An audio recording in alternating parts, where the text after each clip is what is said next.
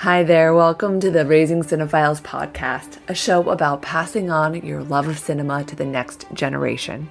I'm your host, Jessica Kantor, and I have worked in all facets of the entertainment industry for the last 20 years, and recently became a mom. Always remember that myself and guests are speaking from personal experience and not giving parenting advice. Today, we're welcoming Carrie Coon, an incredible actress, currently on season 2 of The Gilded Age, which I have been binging, and I'm only a half an episode off to being on time with the drops. Her body of work is so diverse that I almost don't recognize her across all of the different characters she plays, which is such an incredible feat. Thank you for being here, Carrie. My pleasure. Thanks for having me. And I'll ask my first question. What is your first movie memory? Well, it's funny. I don't have a very good memory, but my cinematic education really began with my maternal grandparents who lived very close to us. Both sets of grandparents did, but my mother's parents had a hand in the raising of us. There were 5 kids in my family. Both of my parents worked full time. So they would often just come over and whisk us away to their home for a sleepover. And every time we slept over at my grandma and grandpa's house, we would watch a movie because my grandfather's father owned a movie house called the Orpheum in Akron, Ohio. And so he was a projectionist and a curator of that cinema. And so my grandfather was really movie obsessed and also had been, a community theater actor after the war and had done some entertaining in his, in Arles in France during the war. They saw a theater manager on his little punch ticket, in the sort of rudimentary computer system. And they thought that meant he was a host of a theater, when in fact it meant he just worked in a movie theater. And so they put him in charge of hosting Bobby Breen and Mickey Rooney and all these guys who came through the theater to entertain the troops. So he became the sort of de facto MC of this theater. Anyhow, so he always showed us old movies. And I think one of my earliest memories of watching a movie at their house, I'm sure we had ice cream and Coca-Cola, and we were watching The Philadelphia Story. Oh, wow. He was a big Katharine Hepburn fan, and he just loves when she socks him in the face. And my grandfather was watching my reaction to that moment because he wanted to see my reaction to Katharine Hepburn socking him in the jaw. And so I came up on really mostly old black and white films because of my grandparents. Do you remember around how old you were when you watched that? It must have been, I could have been as young as 7 or 8, maybe. It might have been when I saw older, but all those movie memories are kind of smushed together in this, range. Yeah. My grandmother was I think she did some similar, she doesn't have a movie background like that, but I definitely watched a lot of Fred Astaire and Gene Kelly. Mm-hmm. She really loved that stuff. I like to ask the makeup of your family growing up because I think it really changes kind of what you have access to in terms of movies. Do you have siblings? I grew up in a town called Copley, Ohio. My father's family has been in Copley, Ohio since the early 1800s. Oh, wow. And my parents, once my mother moved to the area from, I believe, somewhere in Pennsylvania when she was in 4th grade, my parents lived less than a mile away from each other. And basically my whole life growing up, both sets of my grandparents lived within a mile of each other and within a mile of us. My parents were sort of sweethearts in those early days, except my father went off to become a Catholic priest. So he went to Borromeo Seminary in Cleveland. But he'd come home in the summer and my mom would make out with him and flirt with him and stuff. And she had all these boyfriends. She was a cheerleader and, very popular girl. And eventually my dad came home to really consider whether he was going to be ordained. And my parents went out to dinner, even though my mom had a boyfriend, a long-term, very serious boyfriend who was about to propose to her. And my parents basically got engaged and had this terrible, hilarious, cheap wedding at the local church where I grew up. I grew up in the Catholic church there. So my family lived really close together. So a lot of my aunts and uncles were also nearby.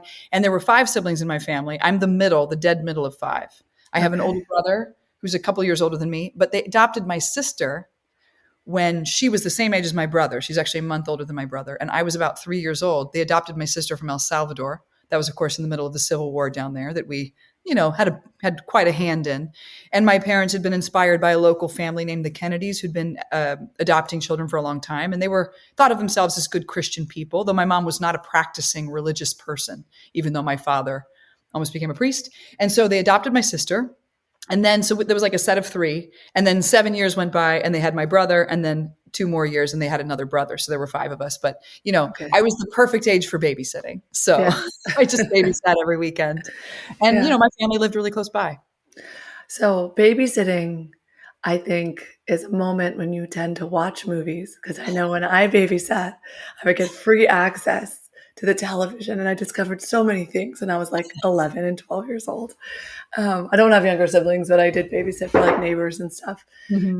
Did you spend your babysitting time watching movies and television? I mean, of course, I came up in the generation where, yes, we watched Saturday morning cartoons and we watched all the crappy TV that was on. My brother and sister always watched General Hospital after school. So we were certainly steeped in TV culture. But I remember just like there are films I know from when my brothers were young, like The Little Mermaid and The Lion King. And, they watched Barney, which is a show, that I didn't grow up with necessarily. So there are certain Disney movies where I know all of the lyrics to all of the songs. It's just embedded in my body because of babysitting. So I didn't watch anything cool with them. I mean, some people think that stuff is really cool, but it's just so repetitive when you're babysitting because kids like the same things. Yeah. And I was never really like, I was never in charge of the TV. Oh. I mean, I took my bath at 2 a.m. just so I could be alone. There was one bathroom in the house, it's like there was no privacy and no control over any medium. So, yeah. Did your older siblings introduce you to anything maybe you weren't developmentally ready for? That's funny. I'm sure I was exposed to pornography because my brother's banned for the first time, but it's sort of inappropriate. No, it really was. It really fell to my grandparents to expose us to any kind of film. And I think all of us had that same cinematic education. Okay. So if we were watching a movie, it's because we were at my grandparents' house. We didn't go out to the movies. We didn't go anywhere. My parents weren't going to schlep 5 kids anywhere. Yeah. We didn't go out to dinner. Who would? Yeah, no, it's a nightmare. And they were, they worked a lot. They were great. They kept a good, clean house, and they're really kind and smart people, but they had to work, And so, it was really going to my grandparents' house. I will always associate with popcorn and ice cream and soda pop and movies. Yeah, that's great memories. And also, my grandfather kept up with cinema. So we would see like, The Big Night. I saw The Big Night at their house. Yeah. There's what is it? Eat, Pray, Man, Woman or something. It's a foreign film that came out, I don't know, in the 90s that my grandparents really loved. So I even saw foreign films at their house, and they're just like Midwestern people in Ohio, but they had an appetite for that kind of exposure, which I'm really grateful for because I wouldn't have had it otherwise. Was there a moment that, because having grown up, as you said, away from the industry, that you realized you wanted to work in it? I'm going to rephrase that because there's 2 parts of this question. When did you realize you could work in the industry, like be on screen? And then the second is, what inspired you to actually go for it? I can honestly say that growing up where I grew up, I never, ever dared imagine I would be in TV and film. Mm-hmm. It never occurred to me even to study it. I never would have done it without some influences later in my life. However, I did go to a play at the Akron Civic Theater, which is an atmospheric theater. So it's when you look up and you see the moving clouds and the stars. Mm-hmm. Beautiful old theater. And I went to that play with my friend Laura Goomis. We were 10 years old, and her parents brought me along to the holiday production of Babes in Toyland.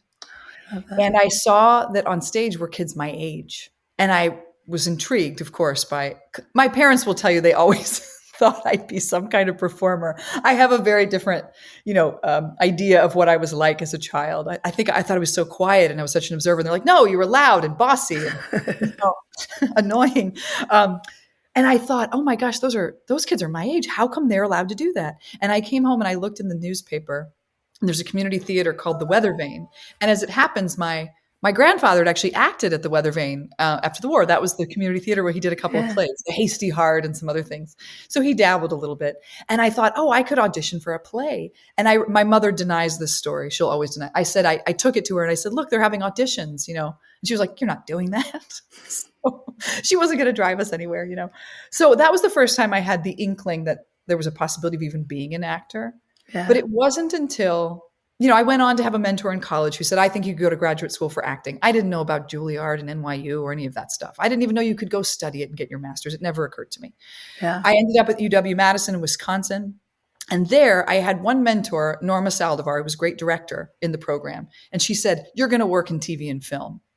And at that point, I mean, I was doing regional theater in Wisconsin. I did not see a path from Shakespeare in 1,100 seat Shakespeare Theater, American Players Theater in Spring Green, Wisconsin, to TV and film. It seemed very far from me at the time. Yeah. But I got a Chicago-based agent and I started auditioning for commercials. And then it became a little bit more possible. But I didn't really dare, think it was possible then. That, like, I'm a Midwesterner, humility is our, and maybe like self-flagellation and self-loathing and stoicism, right? Those are the ways we distinguish ourselves as being from the Midwest. And so, I wouldn't have ever said it out loud. Yeah. So I want to pull a little bit of a string from earlier. I feel like Katharine Hepburn in the film that you mentioned seems like very similar to your character on Gilded Age. And curious if that's one of your inspirations in building the character, or, if I'm making a proper parallel there. That's so funny. That thought has never occurred to me.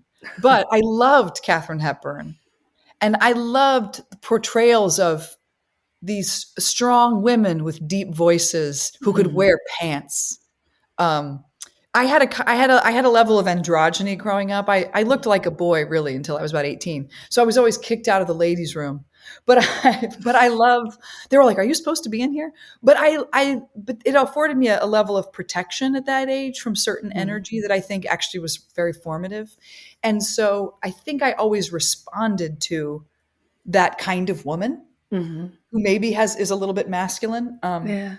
And so I think it's interesting that you make that. I mean, and I think of myself also as decidedly middle class. I mean, there's nothing about me that would play erudition. And yet I often get cast, I think because of whatever, my voice or being articulate or something, I often get cast as people who are of a higher class than me as opposed to working class, which I consider myself to be very working class.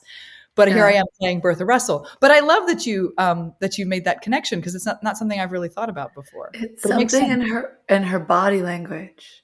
The way she, like, when you said Katharine Hepburn and you like pulled back and that's kind of how I saw her or see that character on television. Oh, no, that's great. I think that's really interesting. There's something to be unpacked in there. I mean, those women stand up straight. I don't come from a generation that stands up straight.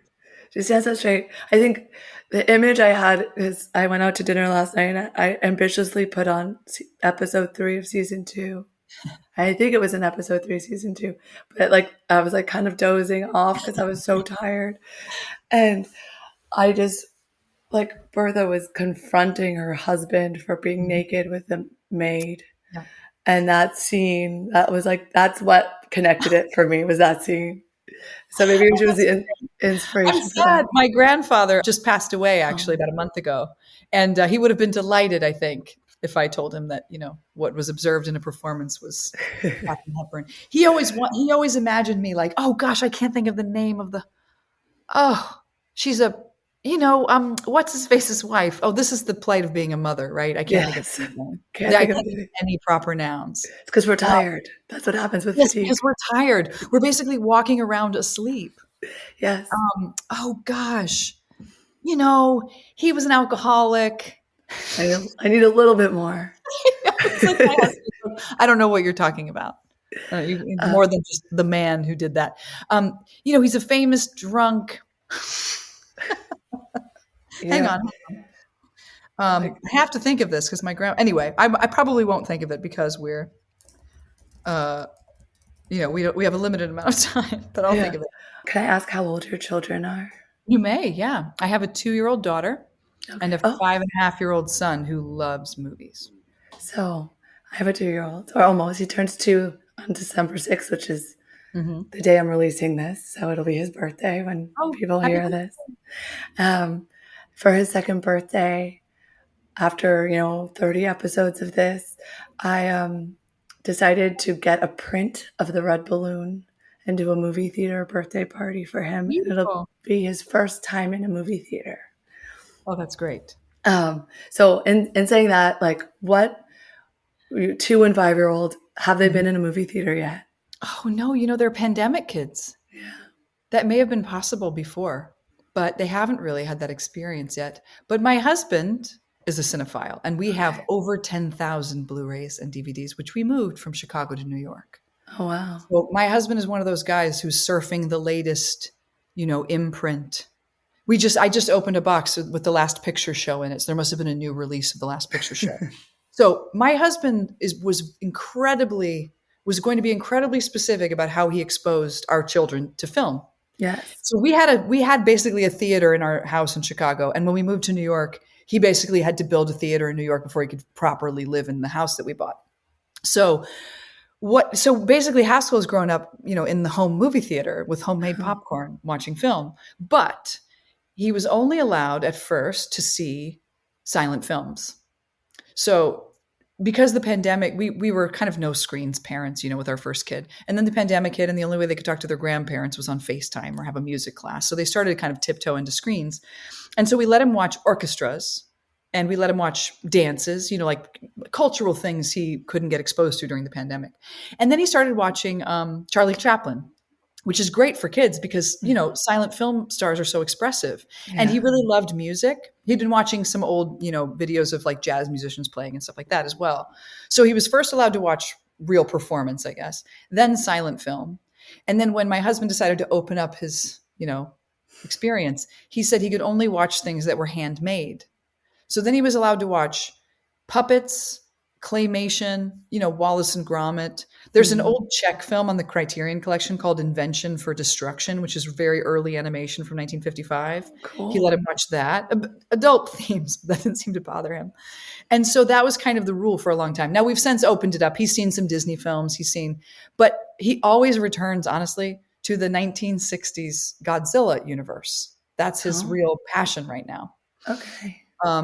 Because those are technically puppets. They're men in a suit with a zipper. Yeah. He was allowed to start watching them, and he watches them in Japanese. He doesn't have a lot of friends because no one wants to talk about, Hapsagon or whatever Ishiro Honda was directing. Is it scary, that Godzilla? Not for him. But my son, there's something going on where he's not scared of things other kids are scared of. And I don't know if there's something, he's got a very gifted auditory memory. He has an astonishing, he'll hear a book once and he'll already have it memorized. And then 6 months later, if you read the book, he'll correct you. Yeah. So something's going on with his memory. There's something, it's not exactly that he's entirely on the spectrum, but I do feel like there was something about storytelling where he didn't really respond to mortal danger. Yeah. But every now and then a monster will be sort of provocative for him. But it's never the thing. He's watching Dracula now, and he's watching the old, not the Hammer films, but the other ones. Yeah, he has got the memory you lost. Yes, he ate it. You're right. He absorbed my memory because they're zombies. They're zombie parasites. Yes. So yes. Now he's memorized, Wolfman with Lon Chaney, and I can't memorize a paragraph for TV. Yeah, I noticed my son gets upset. We've been really into the Winnie the Pooh universe. Yeah, that's a great one. He loves that one too. And he the first time he saw Tigger try to make Eeyore Tigger, he got very upset about it. It made me fast forward through the song because he was Eeyore said no. I guess that's firm boundaries. Weren't you proud? I was really proud. Then he got into it later, so it didn't hold up. But it's so interesting, to watch. And I put, somebody when for a gift when he was born, got some T-shirts that were toddler size, that were band T-shirts. Mm-hmm. And he started to have an opinion on what he puts on his body. Yeah. And so I say this one or this one, but this one means this song, and I play the music. I'm like, this one means this song, and I play the music. Which song do you like more? And he picks his shirt. Right. That's great.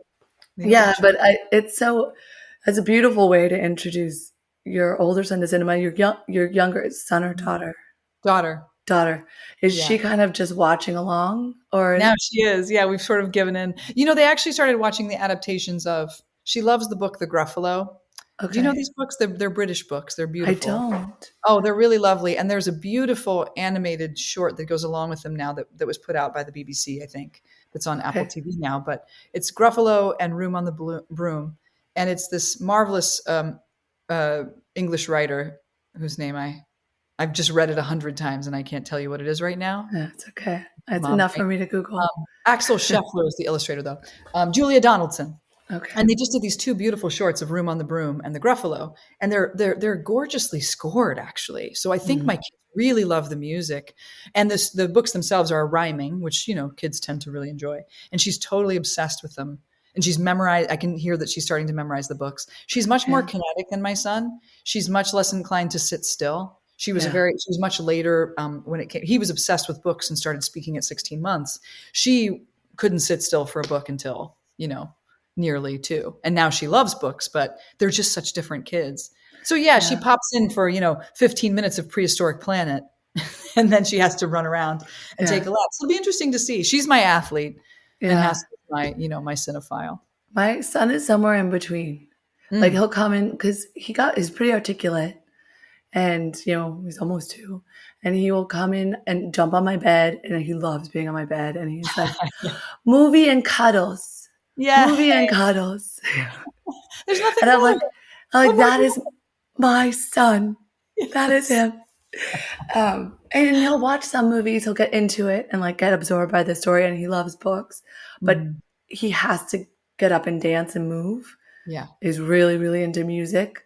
I definitely think he's gonna be a musician of some sort, whether it's for himself or for the world. I don't know. Yeah. It'll be sometime. But it's really funny to watch their personalities come to life.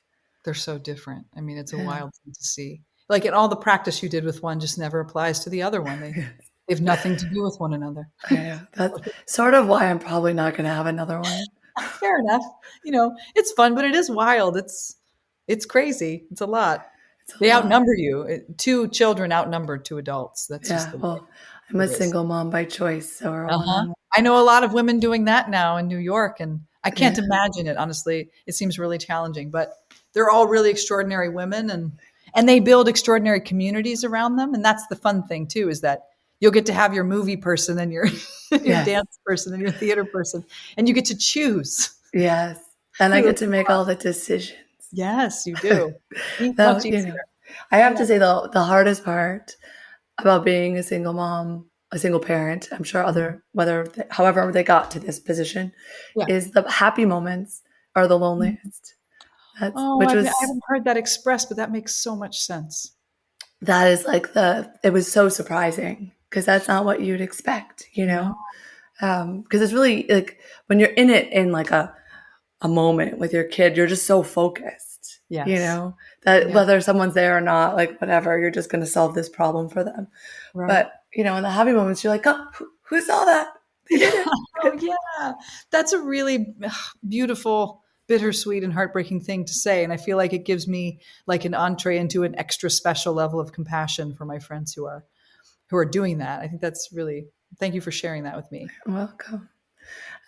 So we're at 25 minutes. So I'm going to ask you my last question, which is, if I were to show my son, and again, at any age, so he could be a teenager at this point, a movie to fall in love with cinema, what movie do you recommend? Oh, to fall in love with cinema.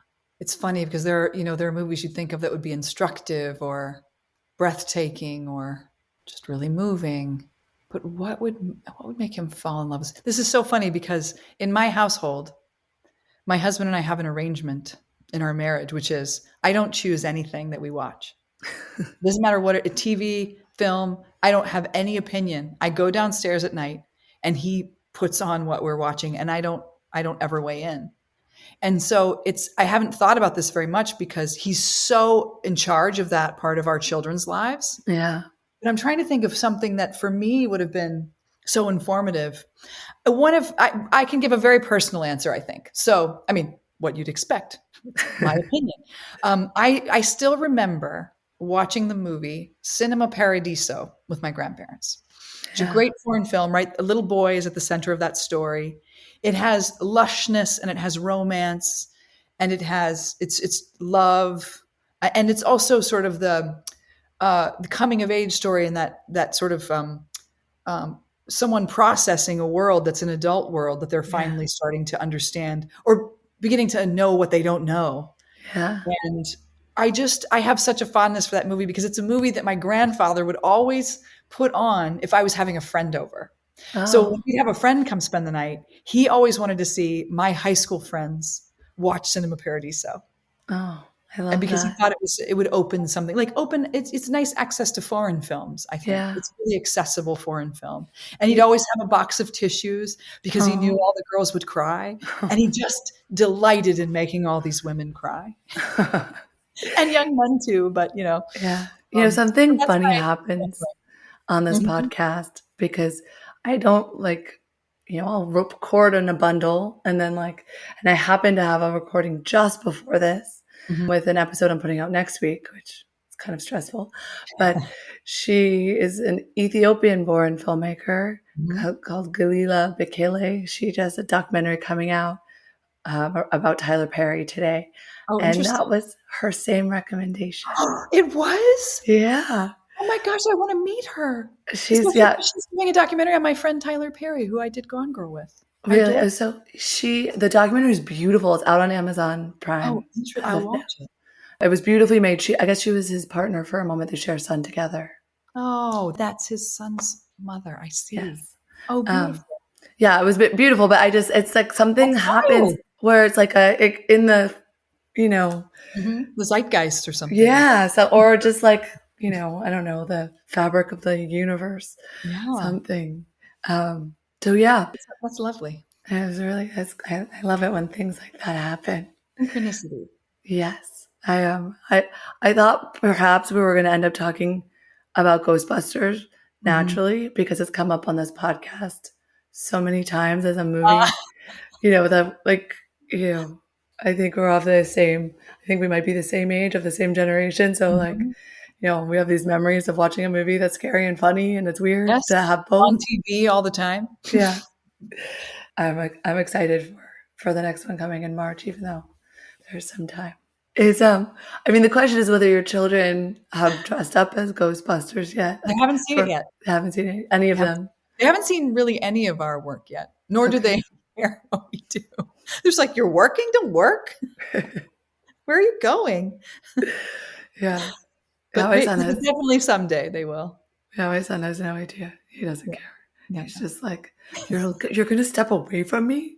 I'm insulted. How dare you? How dare you? Oh, Carrie, thank you so much. This is my such pleasure. a wonderful conversation. If you enjoyed the conversation, please don't forget to like and subscribe. New episodes release every Wednesday. And leave a comment and let me know which movie you think I should show my son. Until next time, take care.